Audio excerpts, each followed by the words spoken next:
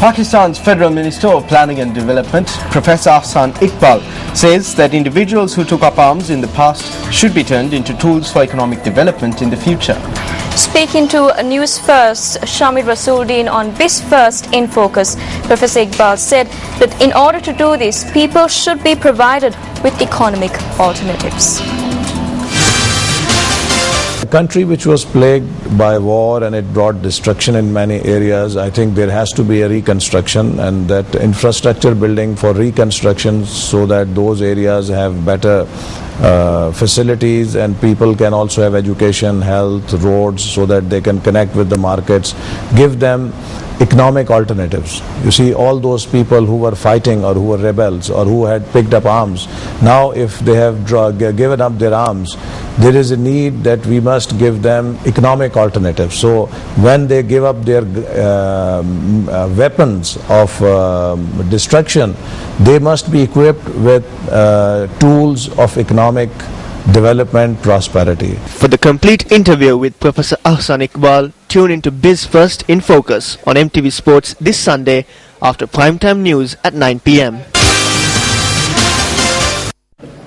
A 16-year-old has been admitted to hospital following a shooting and sustaining injuries that occurred in Ambepussa, Mirigama. Now, the police say that the suspect in connection with the incident has been arrested and remanded until the 18th of this month. The injured is Vimukti Deshan Suravira, a 16-year-old from Tennagama, Mirigama. The relatives say that the 16-year-old was shot while cleaning his home garden last night. We heard a noise like firecrackers when my son was pruning the branches of the kotta tree. He fell to the ground after we heard the noise. A person called Hamu rushed to the place at the time of the incident. My son's face started bleeding after that. I called my sisters and took my son. That man in possession of the gun came running towards our side. Even a cow can't stray in that garden because it will be shot. This is not fair. We demand a solution to this. The injured Deshan, who was admitted to the Mirigama hospital, was later transferred to the Vatupiri hospital for further treatment.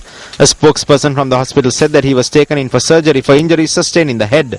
The area residents charged that the suspect in this incident has been involved in a shooting on a prior occasion.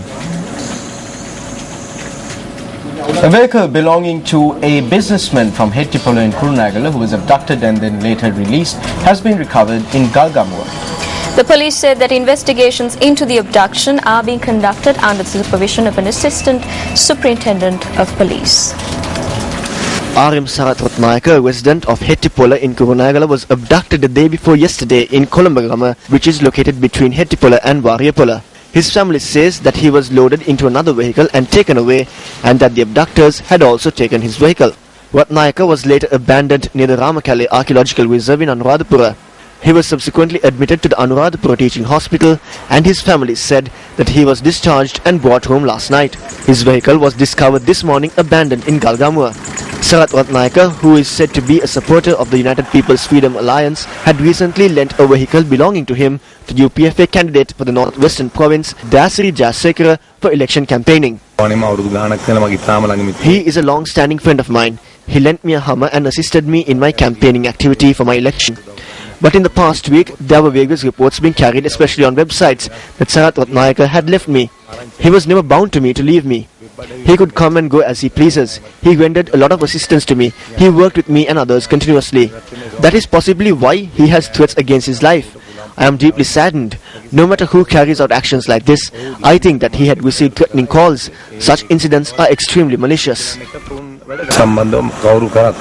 මම හිතන්නේ ඌට යම් කිසි තරජනාත්මක ස්වරූපයෙන් ඌට කතා කරලා තිබුණා. ඉතින් මම හිතන්නේ මේක මේ වගේ සිද්ධීන් ඉතාම නින්දා සහගත සිද්ධීන්. The National Day of Brazil was marked in Colombo yesterday for the first time.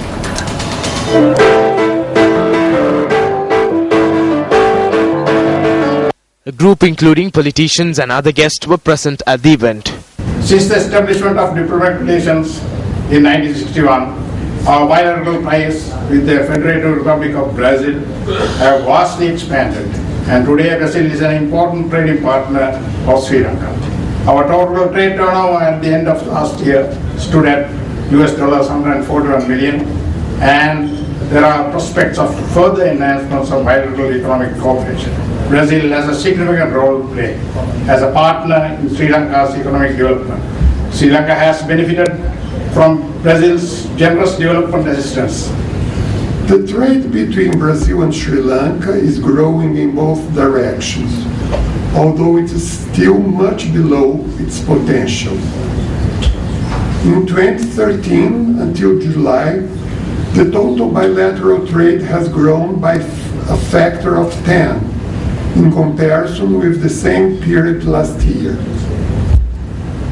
Brazil witnesses with great satisfaction the extraordinary economic development and progress Sri Lanka is experiencing in all areas after the end of almost 30 years of conflict.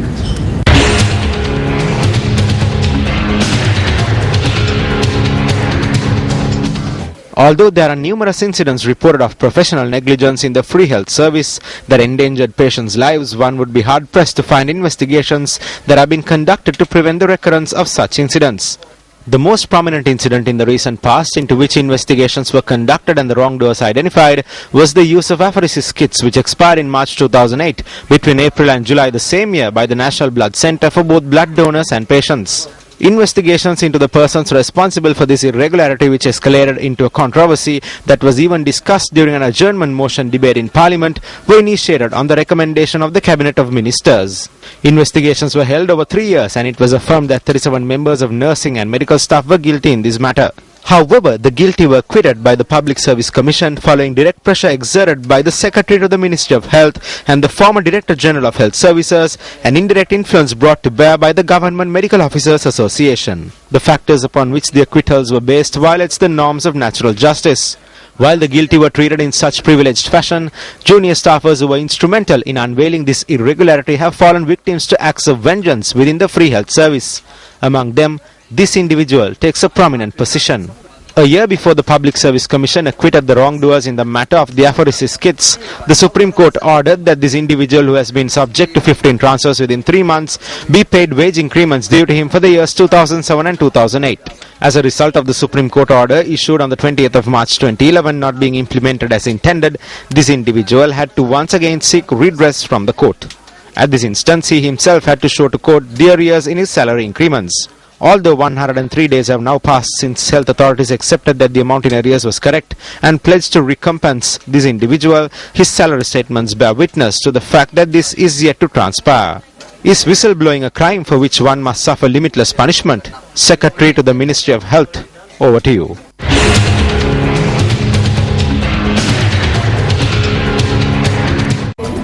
With that, we wrap up Primetime News. I'm Stephanie Lazarus. And I'm Nadir Majid. Good night and good luck. News First at 9.